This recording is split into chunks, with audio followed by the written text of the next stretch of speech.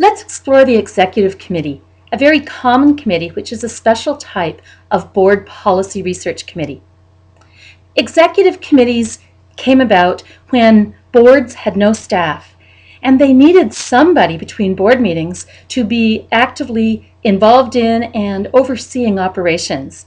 Therefore, the Executive Committee was implemented to execute the decisions of the board.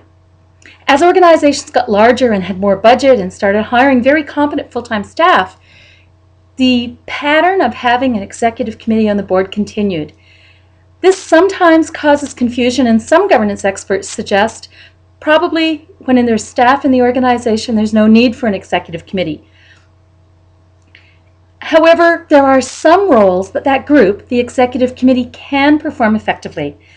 The best role for the executive committee, in my opinion, is to be a support to the board chair for all of the board chair's leadership functions. So the board chair isn't left on their own developing the agenda, determining the background information to have available for the board members, and dealing with issues related to the CEO.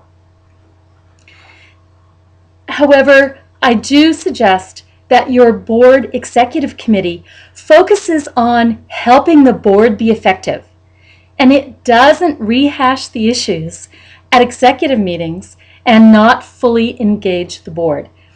I'm aware of one situation where the executive committee met twice as long as the board did in any month. And when the board chair would get to a board meeting and see an item on the agenda that the executive committee had talked about for 2 hours last week, she would say, "Oh, we've had lots of discussion on this, so I think it's time for the vote." And meanwhile, the board members were like deer in headlight.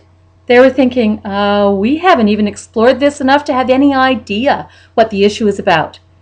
So I encourage you to no longer consider your executive committee an executive committee.